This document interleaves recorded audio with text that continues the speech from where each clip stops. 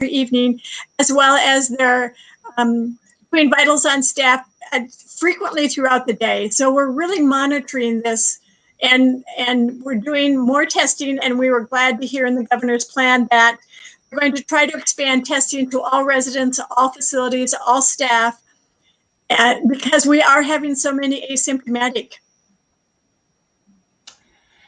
And tell me about the VP3. The governor mentioned that yesterday. Okay. The Vulnerable Protection Plan. How does that involve North Dakota long-term care? I think that, at this point we have 218 facilities. They're providing care on a daily basis, 8,500 individuals, and about 16,000 staff. So as we know nationally, we're seeing those very sad stories about some outbreaks in facilities, and you see the death toll in there. And so the protection plan is kind of really all hands on deck between the facility and their staff, the health department, the governor's office, everybody working together in concert. What we really like about the plan, because facilities are doing a remarkable job in the screening, in the identification, in isolating residents that may have the virus, using protective gear so that we aren't transmitting anything. But we need an extra level of support, and that extra level of support is in each region of the state, and they've divided the state up into 4 regions. There's going to be a clinical coordinator or a coordinator that kind of will be your advocate, will be your troubleshooter. So when you identify an issue, you have someone to go to immediately to resolve it. Yet we need more masks, goggles, what do we need? Or this is an issue that we need testing of a resident and we haven't been able to get testing, or we have identified a number of cases and we feel we need to transfer to the hospital to make that transition smoother, to get us the resources we need at the right time. So I think that coordinated planned approach will be a good approach. We've been doing it now, but we haven't had those 4 coordinators. And that brings the hospitals together, the long-term care community together, and government together to really serve that vulnerable population. We've heard a lot about frontline workers, doctors and nurses, those working in the hospital on the front lines. Can you speak to what's happening with the workforce in the long-term care facilities? Yes. How are they holding up? Well, and the thing that's neat about that is we have around 16,000 people working in long-term care, and that's CNAs, nurses, dietary staff, housekeeping staff, ground staff. It's a whole variety of people, and you need every single person working in concert with you. And what we found at the beginning of this pandemic and throughout this pandemic is, we're not furloughing people. We need these people more than ever. They're showing up to work. They're doing overtime. They're working long hours, they're working without breaks, and they're doing a remarkable job, every single person, from keeping the facility clean, making sure the resident is getting the care and services. So it's remarkable what they're doing, and I really just want to give recognition to, I think we're having the low numbers because they're all in the ship together, and they're all steering in the right direction. And every single person matters with that. And I think what we have in North Dakota is, even as we look at our caregiver program, we have some remarkable caregivers, and we define every person as a caregiver, everyone who comes in touch with the resident. And they treat them as family. They care for them as family. They are concerned about them as family. And so when the family can't be there, the facilities are going the extra mile to make sure that they're getting the care and services that they need. But I feel bad because they're working so hard.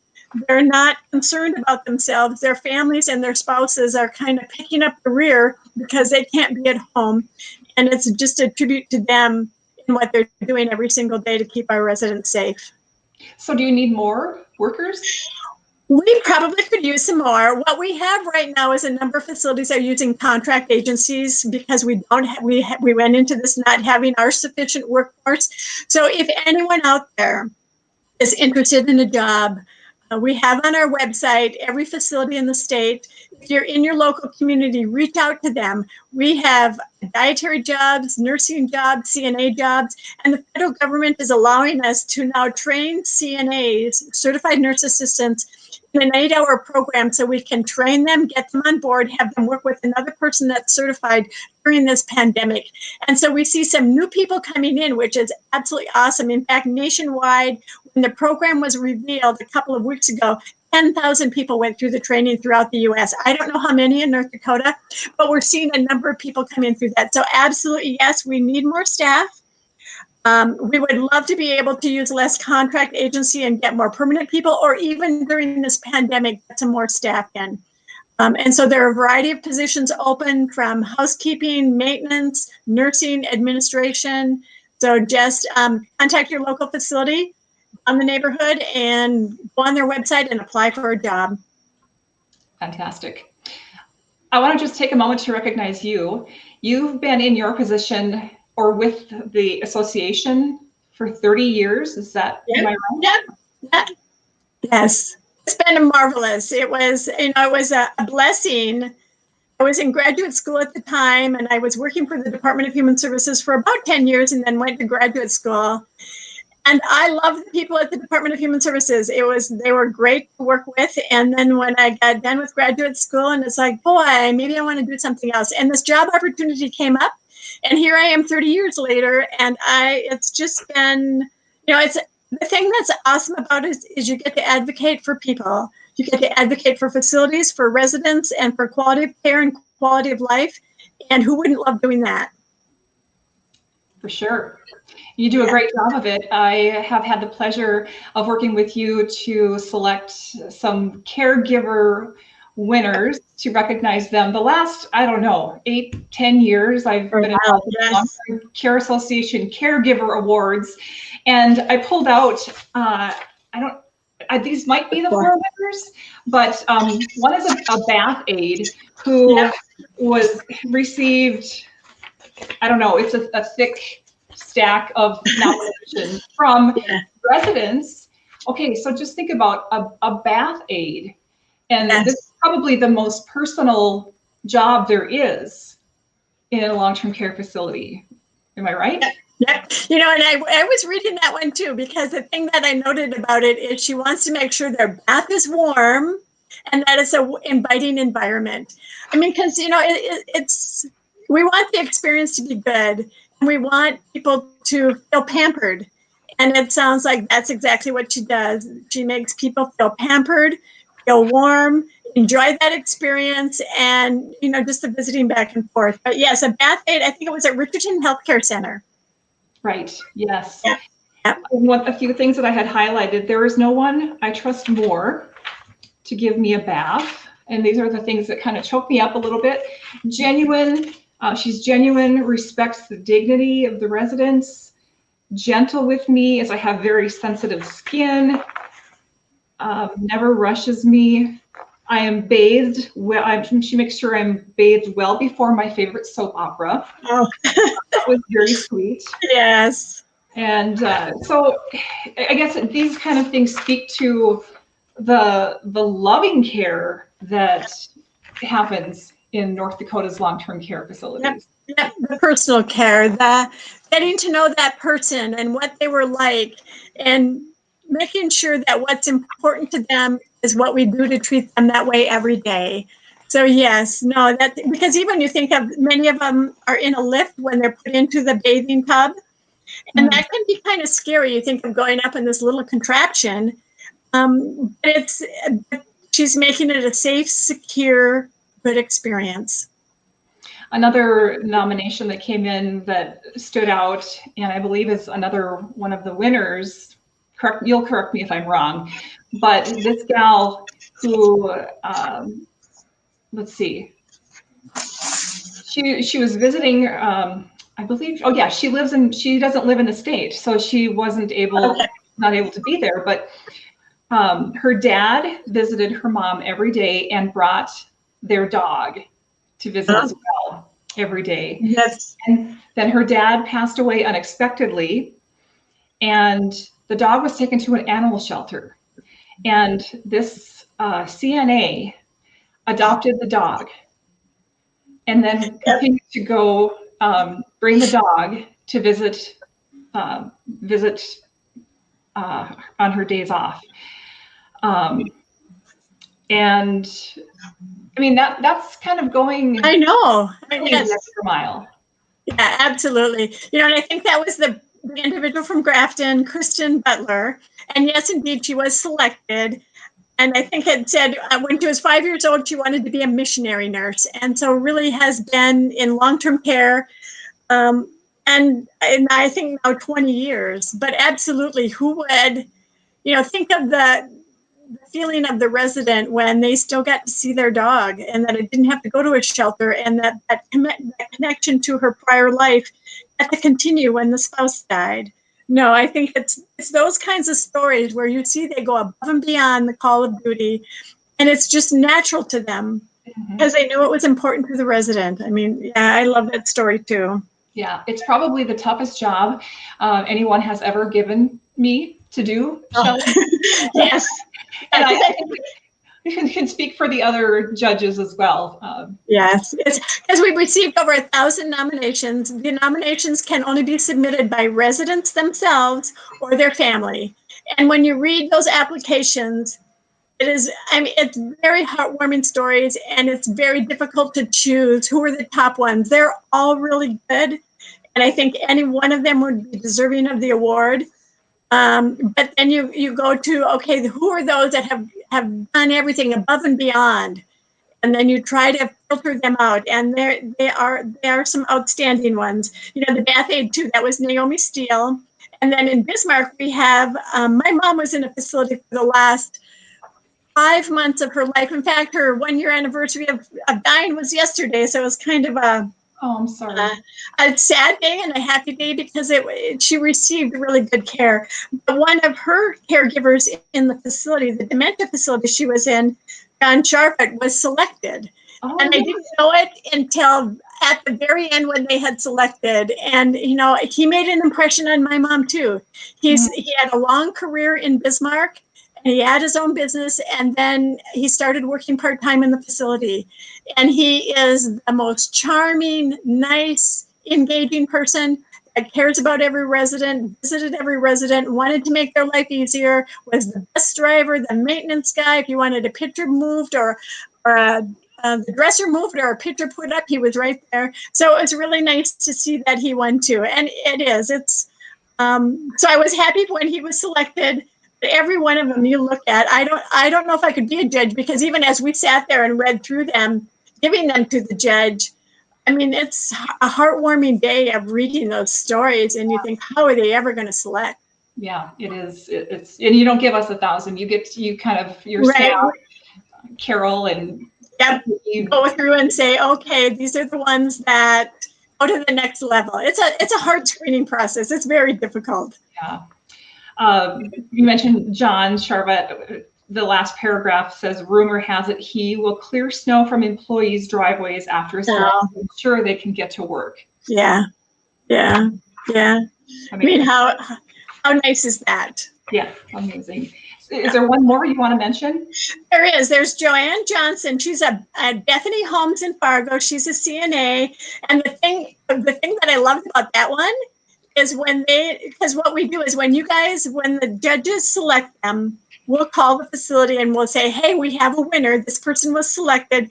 And they're so excited. So what they did was a live stream of Joanne when they announced to her that she had won. And oh my goodness, it was a great presentation of the award to her. She also has 2 daughters that work at the facility, so they were kind of in on the surprise, and they were there with her when they just decided to we're going to have a staff meeting today, and the residents were around and the staff were around, and then they told her that she had won. And so it was, tears everywhere, and just, really, I won. And just a nice display of emotion. She recruited her daughters to work there. It's a family affair now. And so it was really nice to see. And the thing that they noted about her is she's the type of person that no matter what you ask to do, it's always, yes, I can. Can you drive this resident here? Can you take her down to the beauty shop? Whatever it is you ask of her, whatever time you ask her, she will do it. And it's just that positive excitement of, yes, I can. And that was really neat to read about. Yeah, wonderful.